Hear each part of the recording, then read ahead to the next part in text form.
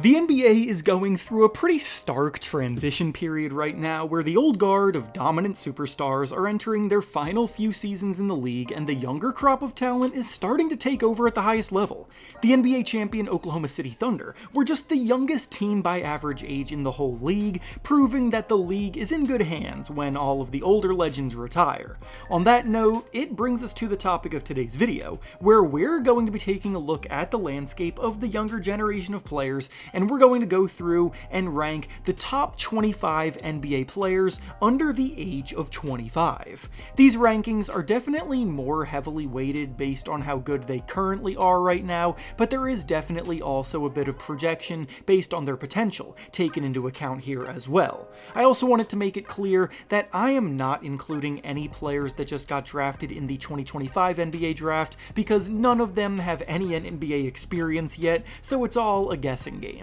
Now, going in reverse order and working our way up to that coveted number 1 spot on the list, we have Dyson Daniels of the Atlanta Hawks here at number 25. Daniels had a quiet start to his career in New Orleans, but a trade to Atlanta breathed new life into him, and his newfound confidence was visible on the court playing next to Trae Young. He's easily one of the best perimeter defenders the game has to offer now. He just led the league in steals by a wide margin, and on offense, he may not have the upside as a scorer or creator that others on this list have, but he's a smart decision maker who knows his role and converts relatively efficiently on the opportunities that he gets. Next at number 24, we have Jaden Ivey of the Detroit Pistons. Through 3 seasons, Ivey has steadily improved a lot, and he's learning how to use his blistering speed as a legit weapon. Playing next to Cade Cunningham to start last season was bearing fruitful results as he was en route to his best year as a pro, before injuries unfortunately shut him down for the season after 30 games. But if the improvement in his perimeter shooting can prove to be legit, then he and Cade Cunningham will form one of the better backcourts in the NBA for years to come. Next at number 23, we have Stephon Castle of the San Antonio Spurs. The reigning Rookie of the Year winner comes in next as another rock-solid piece added to a young and hungry Spurs group. He, like Dyson Daniels, is already an elite perimeter defender who competes as hard as anybody, and is incredibly coachable, willing to take on any matchup.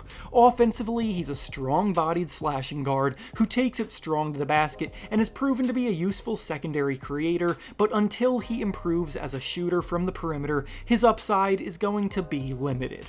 Next at number 22, we have Zachary Risachet of the Atlanta Hawks. Risachet may have come in second place in the Rookie of the Year race, but long term I still feel pretty good about the 2024 number 1 pick. Risachet started his rookie season pretty slowly, but in the second half of the year his scoring shot up, his efficiency numbers went from one of the worst to one of the best, his defense inside and out was shining bright, and even though his upside seems to be as a 3-and-D guy, he's shown he can be one of the better ones in the game in that role.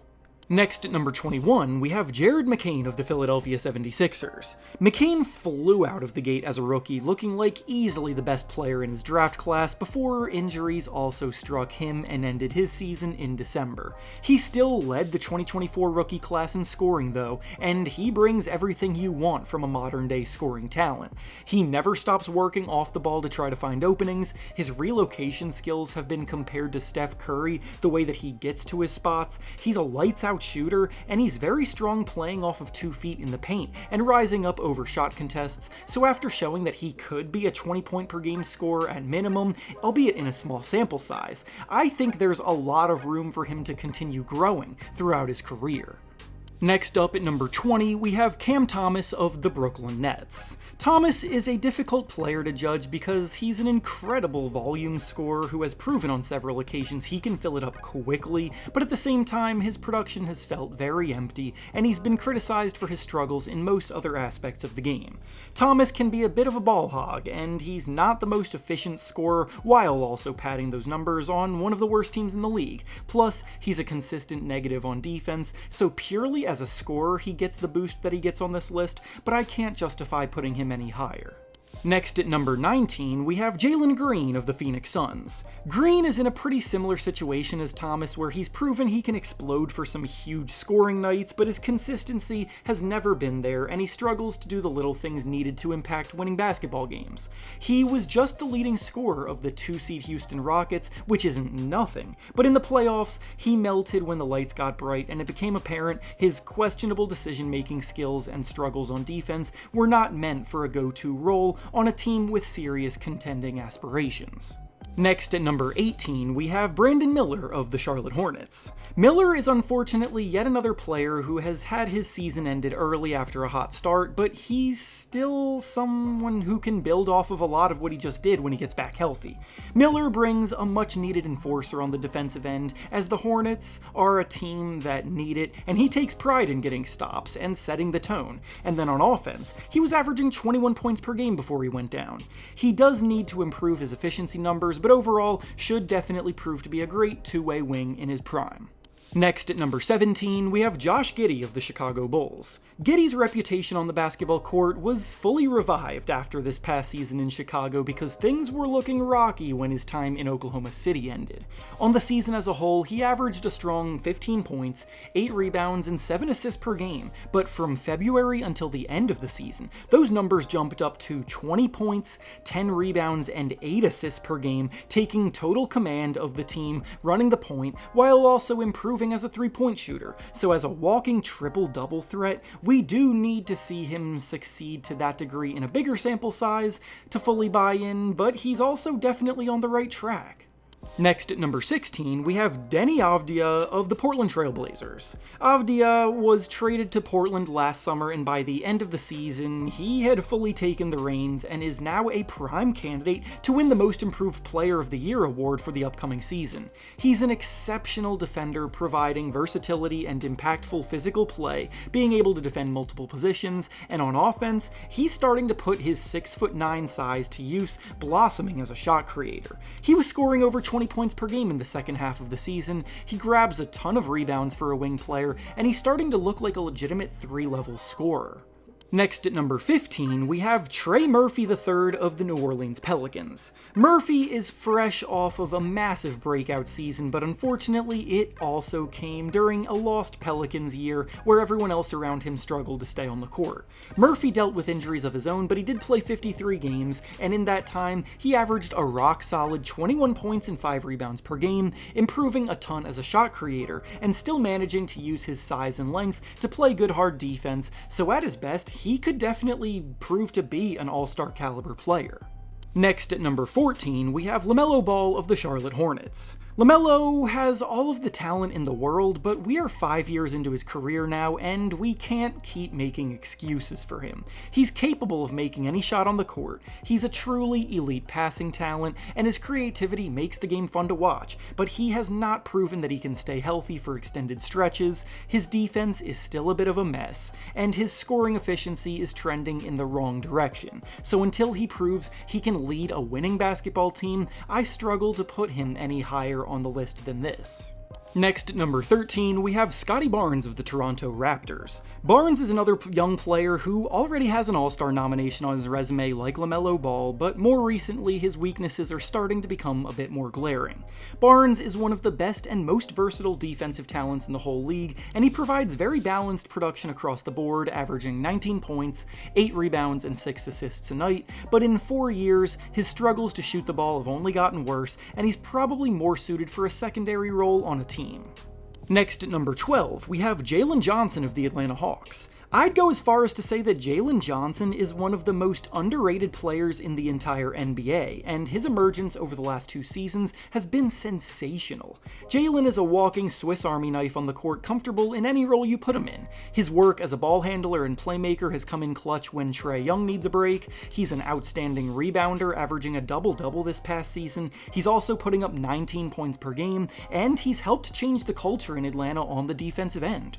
Next at number 11, we have Amen Thompson of the Houston Rockets. I know this is very premature to place Thompson this high, but I truly believe that the sky is the limit for him, and down the line, he is going to be a truly special two-way stud.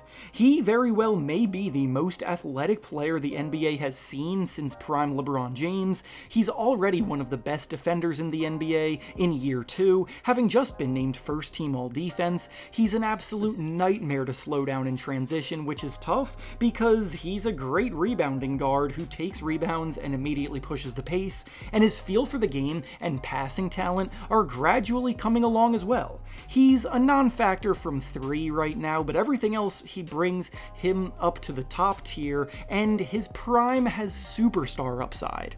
Next, to start off the top 10 of this list, we have Franz Wagner of the Orlando Magic. Franz has steadily gotten better and better through 4 years in the NBA, and this year, he proved he could be borderline all-star caliber, putting up 24 points per game, but it's just very hard for me to trust his ability to score in the biggest of moments when he's just a 29% shooter from 3. Franz is very crafty at his size with a useful handle, great finishing skills, and strong intermediate game, but the Magic were the worst shooting team in the NBA this year, and one of their best players being a terrible shooter contributed to that.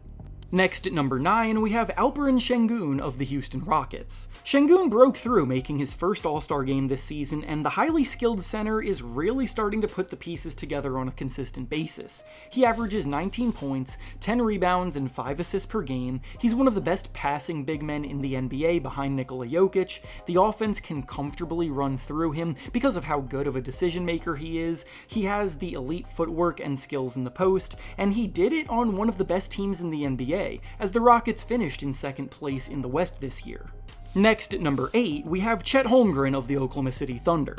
Holmgren held things down in the middle for the NBA champions this year, and he's still just getting started in his developmental journey, which is a scary sight for the rest of the league. Holmgren is already one of the league's best shot blockers. He understands the complexities of interior defense at a level well beyond his years. His unique mobility pairs very well next to Shai Gilgeous-Alexander, and the fact that he poses as a legitimate threat from 3 opens things up even more for everyone around him. He's already one of the best two-way big men in the NBA, and it doesn't even feel like he's close to reaching his ceiling yet.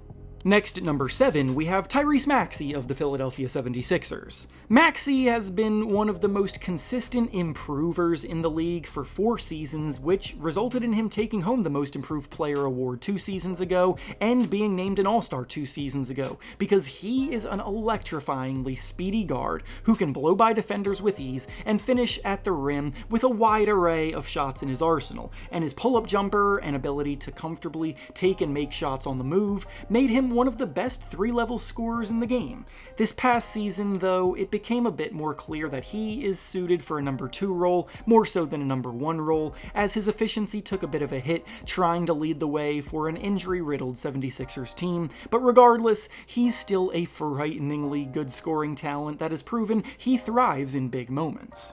Next at number 6, we have Evan Mobley of the Cleveland Cavaliers. Mobley took home the Defensive Player of the Year award this season, making him the 5th youngest player to ever win the award in NBA history, and his work, both being able to protect the paint and seamlessly switch out on to defend the perimeter, makes him a generational talent on that end of the floor. He was also named to his first All-Star game this season because, on offense, he showed notable improvement in areas that used to hold him back in years past, like his overall ability to generate quality shots for himself off the dribble, and as a spot-up 3-point shooter. So with a resume like his so early in his career, he is shooting up this list. Next at number 5, we have Jalen Williams of the Oklahoma City Thunder. Williams was outstanding in the playoffs this year, playing a huge role in OKC taking home the Larry O'Brien Trophy for the first time in franchise history. He, too, was named an All-Star for the first time this season. He was also named second-team All-Defense because he is as good as it gets defending on the wing, capable of holding his own against so many different types of matchups. He's also putting up 22 points and 5 assists per game on offense, shooting the ball efficiently and smartly operating with and without the ball in his hands. There were questions about whether or not he was good enough to be a legit number 2 scoring option when it mattered most, but then he dropped 40 points in a pivotal Game 5 of the NBA Finals and silenced all of his critics. Next, at number 4, we have Paolo Banchero of the Orlando Magic. Paolo is starting to look every bit like a future superstar, trending firmly in the right direction after being taken number 1 overall back in 2022. He's coming off of a year averaging about 26 points, 8 rebounds, and 5 assists per game, leading the Magic back to the playoffs for a second year in a row, and in the playoffs against Boston, he went down fighting hard, averaging 29 points per game in that playoff series, scoring over 30 points in 3 of their 5 games. His ability to get buckets with negative spacing around him is genuinely impressive stuff, and with his ability to overwhelm defenders with his size and strength, he'll be doing that for a very long time. Next, at number 3, we have Cade Cunningham of the Detroit Pistons. Cunningham right now is one of the best point guards in the entire NBA and has fully taken the reins of the Pistons offense. He got this young group back to the playoffs for the first time since 2019 with the 3rd highest usage rate in the NBA, and the team looked lost without him, noting how impactful he is out there. He made the All-NBA 3rd team, he was an All-Star, and with averages of 26 points, 9 assists, and 6 rebounds per game, he's becoming a one-man wrecking crew capable of carrying an offense. Next, at number 2, we have Anthony Edwards of the Minnesota Timberwolves. Edwards very well may be the best shooting guard in the NBA right now, already at 23 years old, and he has the potential to win MVP awards in a few years if he keeps this up. He's now led the Wolves to the conference finals in back-to-back seasons, and it's hard not to see a breakthrough coming in the near future with him leading the way. Putting up about 28 points per game, while also taking 10 threes per game and making them at a 40% clip is insane efficiency from a guy that also happens to be an explosive athlete that can attack the basket with force, and when his pull-up jumper is on, he could be unstoppable. But now, we've made it to the number 1 spot on the list, and the player leading the next generation of NBA talent is Victor Wembanyama of the San Antonio Spurs. Wembanyama is already a superhuman, producing in ways we've never seen before, and yet he still hasn't come anywhere close to playing his best basketball. He is 7'3", he's an alien that can throw down lobs without jumping, reach over or through any shot contest, handle the ball like a wing player, and shoot deep threes with confidence, which isn't something we've ever seen from someone his size. He was about to run away with the Defensive Player of the Year award this season before he got injured as well, and he led the NBA in blocks in both of his first 2 seasons in the league. So with him expected to fully recover for next year, we should be in for his first playoff run this upcoming season. And with that being said, that's all I have for you today. Make sure to like the video, subscribe to the channel, and comment down below what you think about this next generation of talent. Thanks for watching, and I'll see you all next time.